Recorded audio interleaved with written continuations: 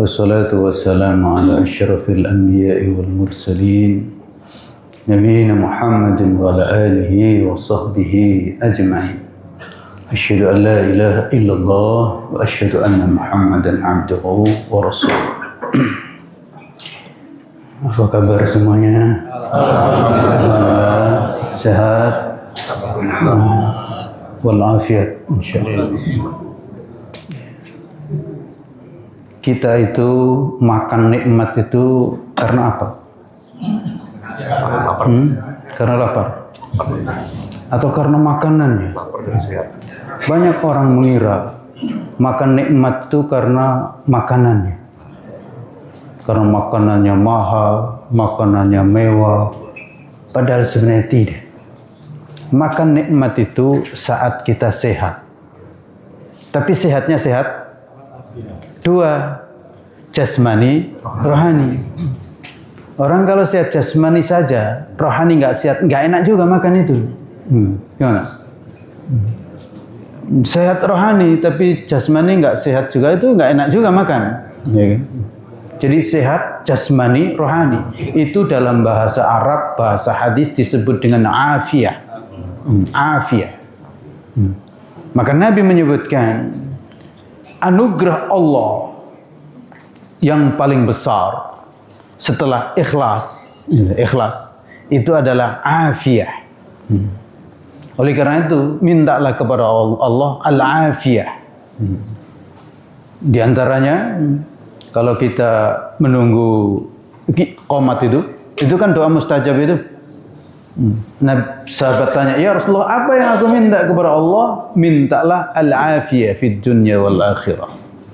Mintalah sehat, yaitu afiyah dunia dan akhirat.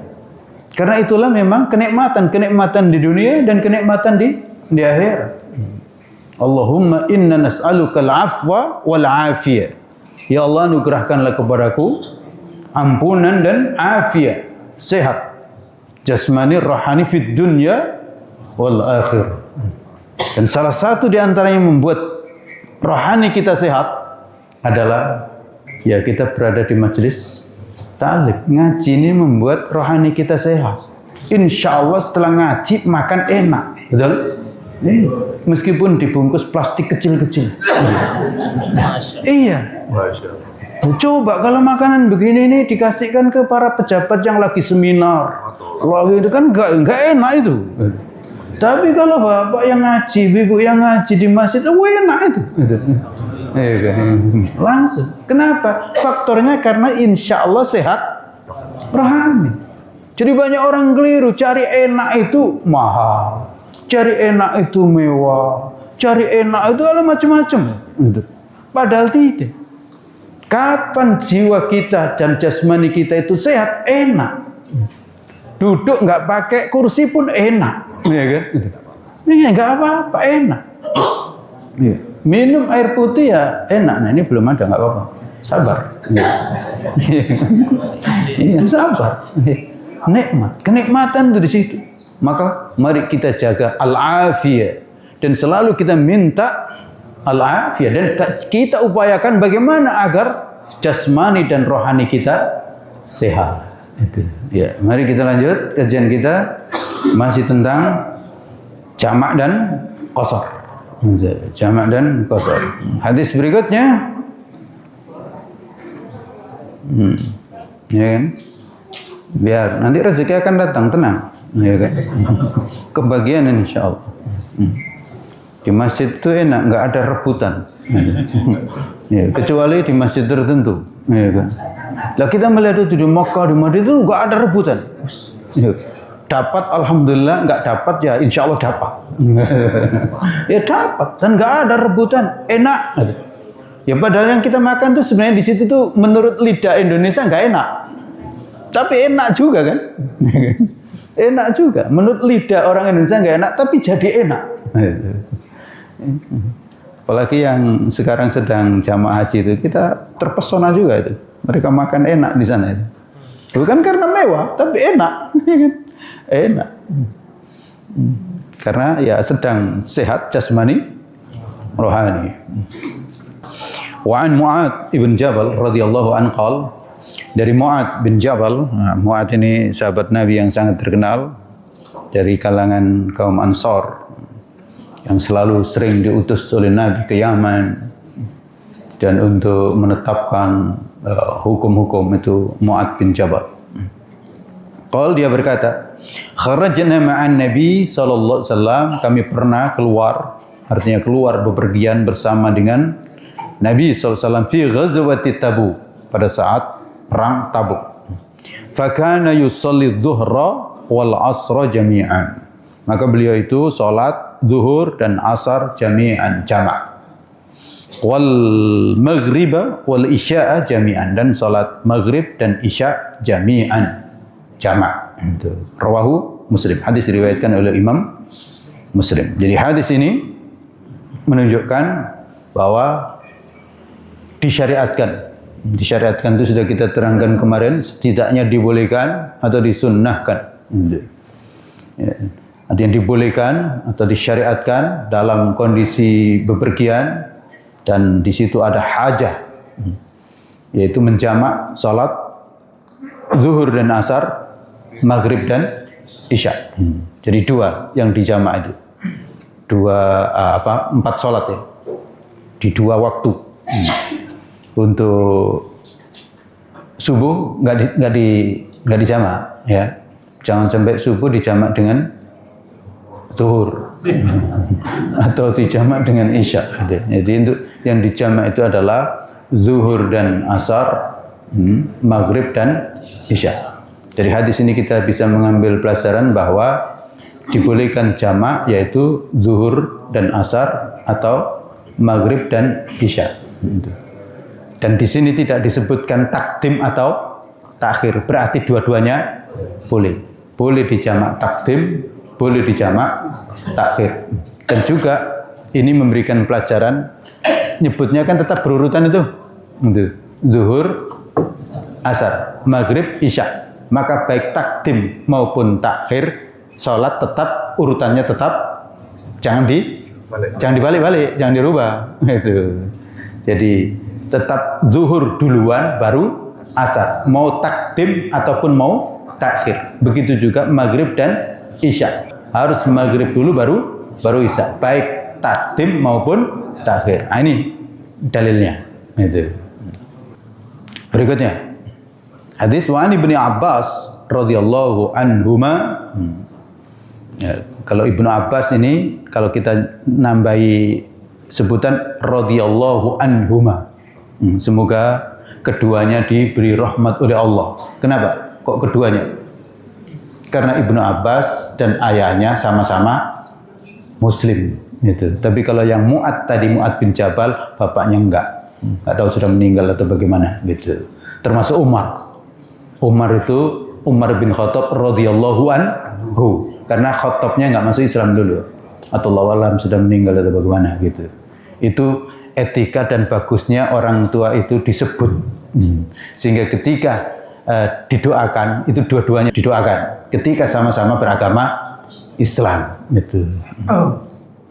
Maka Ibnu Abbas radhiyallahu anhuma, dia berkata, qala Rasulullah SAW bersabda, la taqsurus salata, janganlah kalian mengkosor salat, fi aqalla min arba'ati burdin, dalam jarak kurang dari 4 burd, yaitu min Makkah ila Usfan, dari Makkah ke Usfan.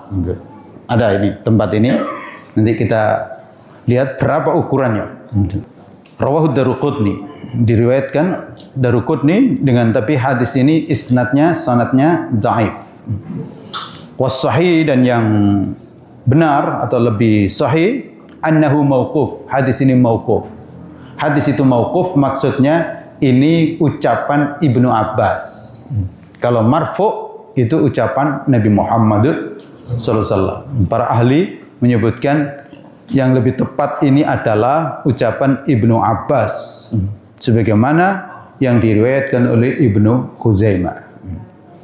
Tapi ketika ini dianggap sebagai ucapan Ibnu Abbas Dan dalam hal-hal persoalan-persoalan yang sifatnya ukuran, yang itu tidak bisa dikarang-karang, maka para ulama menyebutkan al-mauquf fi hukmir raf'.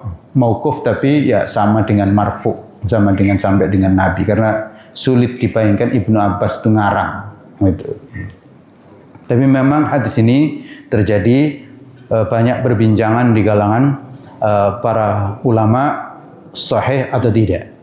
Tapi sebagian besar para ulama mengamalkan hadis ini, yaitu dalam rangka untuk menetapkan ukuran safar yang membolehkan jamak atau qasar tadi. Berapa ini? Arba'atu burdin ini, 4 burud ini. Sampai sekarang masih ada. Makkah sampai Asfan itu kira-kira ya 80 kilo. Dan juga memang arba'atu burdin itu, 1 burd itu sama dengan 3 mil. 3 mil itu sama dengan berapa? 1,6. Arba'atu burdin, 1 burd itu 3 mil. Maka berarti kali 4 berapa? 77 kilo. Dan banyak juga yang menetapkan dengan ukuran sekarang itu diukur Makkah Asfan itu 80 kilo. Itulah maka jumhurul ulama menetapkan jarak yang membolehkan qasar dan juga yang membolehkan jamak itu kira-kira 80 kilo. Atau kalau menawar dikit ya 77 gitu. Sekitar itu. Nah, ini jumhurul ulama. Karena ya memang nggak ada hadis yang lebih sahih lagi daripada ini, nggak ada. Hadis ini pun juga terjadi perbedaan pendapat. Karena itu memang dalam persoalan jarak ini para ulama berbeda pendapat. Ada yang menyebutkan kurang daripada 80, ada yang sekitar 40-an kilo. Ada yang menetapkan bukan dengan jarak, tapi dengan istilah safar itu sendiri. Gitu. Pergi ke suatu tempat ke sana itu sudah dianggap safar atau belum? Gitu. Itu diantaranya. Tapi untuk memudahkan, saya kira wallahu alam, pendapat jumhur yang mengambil dasar dari hadis ini ya cukup kuat, lebih gampang, yaitu 80 dan rasanya pas juga. Kurang dari 80 itu ya belum safar. Tapi kalau sudah 80 ya safar. Seluma itu masih belum kalau di kotanya itu, kecuali di ujungnya sana. Seluma itu baru 60. Kayaknya kedekatan juga, baru sejam pakai mobil. Ya kan? Ya, kalau Manak sudah. Kaur sudah. Kepayang belum. Terus kalau ya Curup itu nyaris sudah. Ya, sekitar itu. Maka hadis ini memberikan pelajaran. Inilah diantara yang dipegang oleh jumhur bahwa safar yang membolehkan jamak dan qasar itu apabila jaraknya 80 kilo. Dan itu tidak dipengaruhi oleh kendaraan yang dipakai. Pakai jalan kaki atau pakai kuda atau pakai sepeda atau pakai pesawat ya nggak apa-apa tetap. Karena ukurannya bukan ukuran kendaraan yang dipakai, tetapi jarak. Lalu kemudian juga situasi dan kondisi. Kalau sudah berjalan sejauh itu, memang ya persiapannya itu safar. Apalagi ya biasanya ya nginap dan seterusnya. Demikian tentang jamak dan qasar terkait dengan jarak. Ini dalilnya. Sebagai dalil bahwa berapa jaraknya, nah inilah yang dipakai oleh jumhur sebagai dasar, yaitu pendapat daripada Ibnu Abbas, kalau itu dikatakan sebagai pendapat. Dan sulit dibayangkan Ibnu Abbas itu berpendapat kalau tidak dari Nabi Muhammad SAW. Dan Ibnu Abbas itu habrul ummah, memang masih muda di saat itu, tapi Ibnu Abbas itu terkenal sebagai gudang ilmu. Yang senior, yang junior pun juga merujuk kepadanya. Meskipun nanti ketika terjadi perbedaan pendapat, tentu perlu ditimbang juga. Gitu. Demikian.